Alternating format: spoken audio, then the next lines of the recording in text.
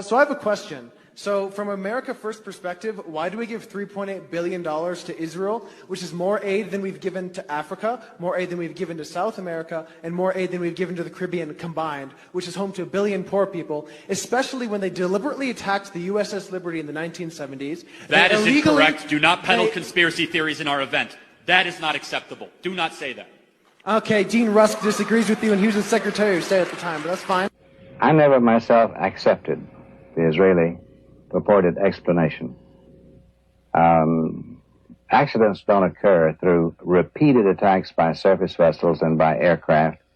It obviously was a decision taken pretty high up on the Israeli side. That is incorrect. Do not peddle conspiracy theories in our event.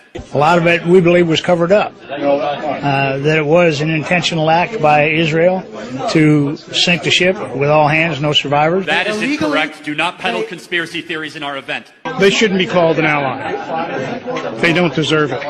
Why do you think they would have bombed the ship? Their next plan was to attack the Golan Heights. So the troops they had on the Sinai now had to be moved to take the Golan Heights. The fact that the Israelis were massacring Egyptian troops, Egyptian prisoners of war. They had so many of them, and once again, they wanted to move all the troops they could to the Syrian border, and they couldn't handle the Egyptian prisoners of war.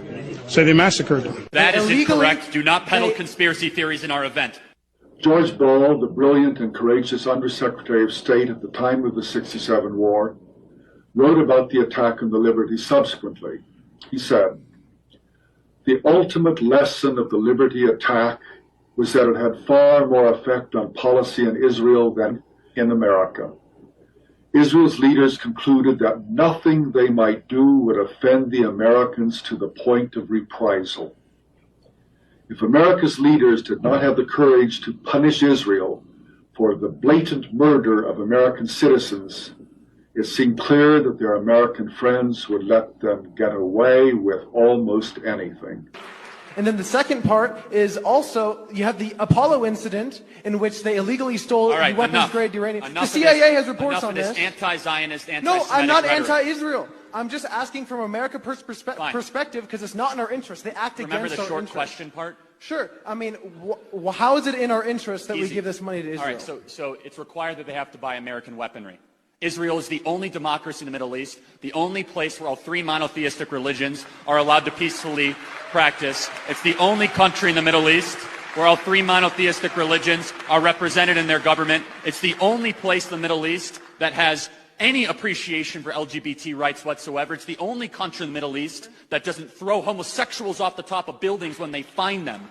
It is the only partner that we have in the fight against radical Islamic terrorism. And the subtext of your narrative could be extrapolated to say, well, why on earth would we have a partner like Israel? Guess what? The world's a better place because of Israel.